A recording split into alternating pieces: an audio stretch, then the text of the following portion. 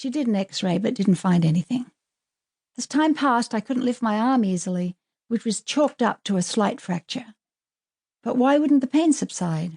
In my gut, I knew it wasn't that simple and kept asking and digging. It was my body, and my instincts told me to find the real answer. I insisted on additional testing and found that the bump was actually a recurrence of my breast cancer.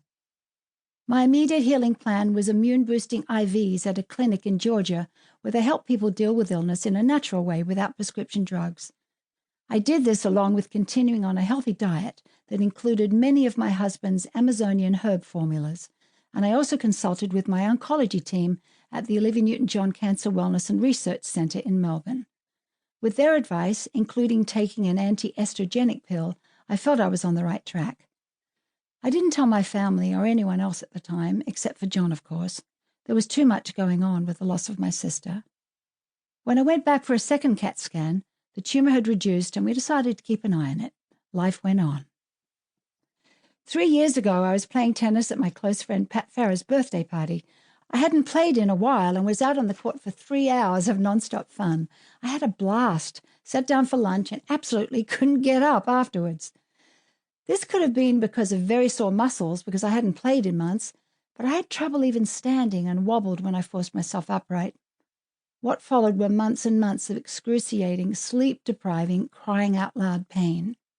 Night after night, I hobbled on stage in Las Vegas where I was doing a residency at the famed Flamingo Hotel.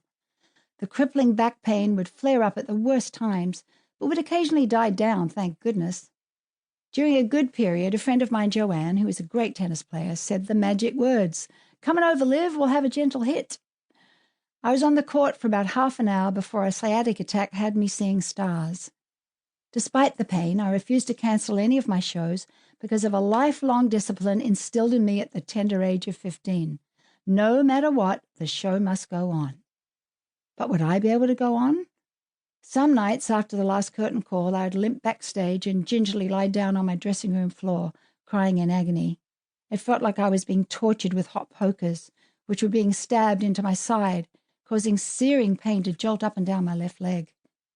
In my prone position backstage, with tears running through my makeup, I wasn't sure how I'd ever get up. But the show must go on, and it isn't over. I still had to do my fan meet and greet, with all the proceeds going to my Olivia Newton-John Cancer Wellness and Research Centre. I only allowed myself exactly 5 minutes to rest, and then my husband would pull me to my feet. The checklist was as follows. 1, wipe away the tears. 2, fix my face. 3, go back out there and do the meet and greet backstage for the fans. These lovely people had sometimes waited an entire year just to say hello, and I wouldn't let them down. Somehow I held it all together while I smiled and took a few pictures. It was the least I could do for this kind of loyalty. My last show of 2017, before my diagnosis, was a concert for those who served in the military and had been awarded a Purple Heart for their bravery.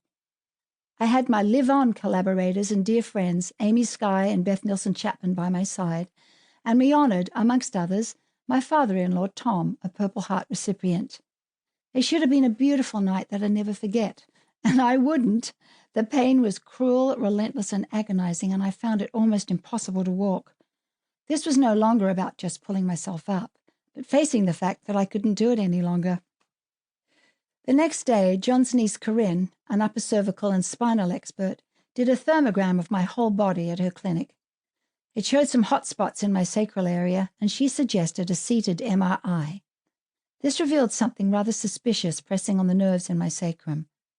No one recommended a biopsy because of the sensitivity of the area, but in my heart, I knew something wasn't right.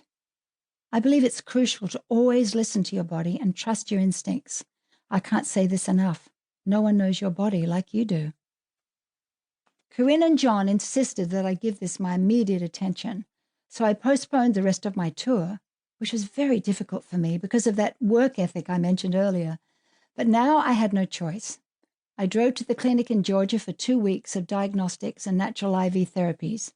Within a week, my pain level went from a 10 to a 1, which was very encouraging. And then came the news. My oncoblot test was in. It showed breast cancer again. This time it had metastasized into my sacrum. They found a mass. I put out a press release because